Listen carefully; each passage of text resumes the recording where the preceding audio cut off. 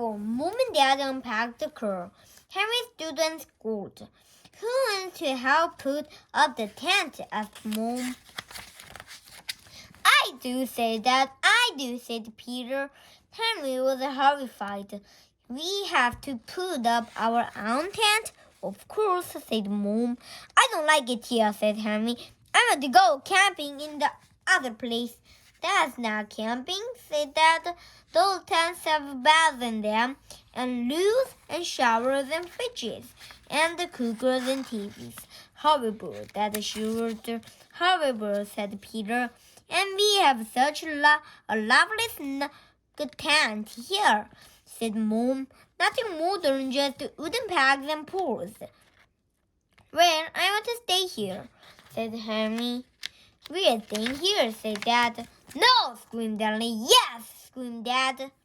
I'm sorry to say that Henry then had the longest, loudest, noisiest, surest, most horrible tantrum you can imagine. Did you think that a horrible boy like Henry would like nothing better than sleeping on a hard, rocky ground in a soggy, sleepy bag without a pillow?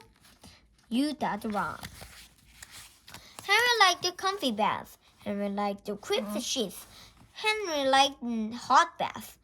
Henry liked microwave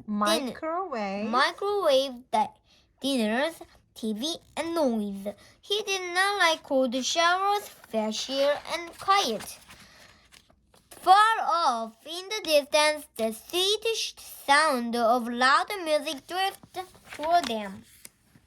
Aren't you glad we're not staying in that awful noisy place? Said Dad. Oh yes, said Mom. Oh yes, said the perfect Peter. Henry pretended he was a bulldozer that had come to knock down tents and squash campers. Henry, don't burst that tent, yelled Dad. Henry pretended he was a hungry Tyrannosaurus Rex. Ow! shrieked Peter. Henry, don't be hurried. Mom looked up at the dark, cloudy sky. It's going to rain, said Mom. Don't worry, said Dad. It never rains when I'm camping. The boys and I will go and collect some more firewood, said Mom. I am not moving, said Horizonte. While Dad made the campfire, Henry played his fiddle as loud as he could, stomping in time to the horrible music of the killer boy rats. Henry turned the noise down this minute, said Dad. Henry pretended not to hear. Henry yelled, turn it down! Henry turned the volume down the tiniest fraction. The terrible sounds of the killer boy rats continued to boom over the quiet campsite. Campers emerged from their tents and shook their fists. Dad switched off Henry's CD player. Anything wrong, Dad? asked Henry in his sweetest voice. No, said Dad. Mom and Peter returned, carrying armfuls of firewood. It started to drizzle. This is fun, said Mom, slapping a mosquito. Isn't it? said Dad. He was heating up some tins of baked beans. The drizzle turned into a downpour. The wind blew. The campfire heaved and went out. Never mind, said Dad brightly. We'll eat our baked beans cold. Mom was snoring, Dad was snoring, Peter was snoring. Henry tossed and turned, but whichever way he turned, in his damp, sleeping bag, he seemed to be lying on sharp, pointy stones. Above him, mosquito whined. I'll never get to sleep, he thought, kicking Peter. How am I going to bear this for 14 days? Around 4 o'clock on day 5, the family huddled inside the cold, damp, smelly tent, listening to the howling wind and the pouring rain. Time for the work, said Dad. Great idea, said Mom, sneezing. I get the booze. Great idea, said Peter, sneezing. I get the mugs. But it's pouring outside, said Henry. So, said Dad. What better time to go for the work? I am not coming, said Henry. I am, said the perfect Peter. I don't mind the rain. Dad poked his head outside the tent. The rain has stopped.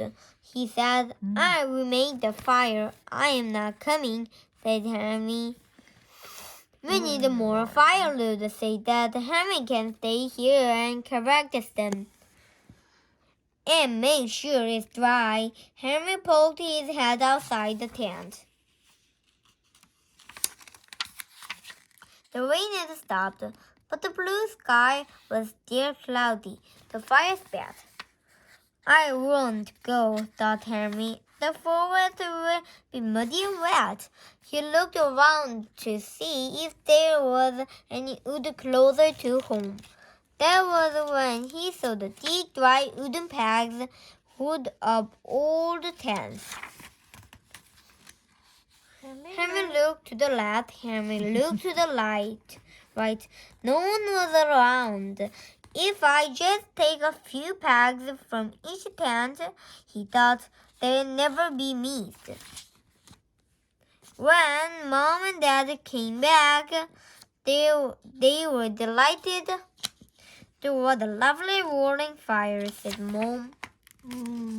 Clever you to find some dry wood, said Dad. The wind blew. Henry's windy. He was floating in a cold river. Floating. He woke up. He shook his head. He was floating. The tent was filled with cold, muddy water. Then the tent collapsed on top of them. Henry, Peter, Mom, and Dad stood outside in the rain and stared at the river of water gushing through their collapsed tent. All around them, soaking wet campers were staring at these collapsed tents. Peter sneezed, Dad sneezed, Henry coughed, choked, purred, and sneezed. I don't understand this, said Dad. This tent never collapses. What are we going to do, said Mom. I know, said Henry. I've got a very good idea. 2 hours later, Mom, Dad, Henry, and Peter were sitting in a sofa bed inside the tent as big as a house, eating crepes and watching TV.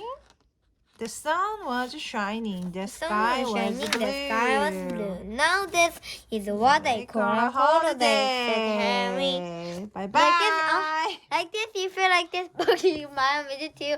If you like this video, please thumbs up. If you like the Sarantoy channel, you must subscribe me, okay? That's a pleasure.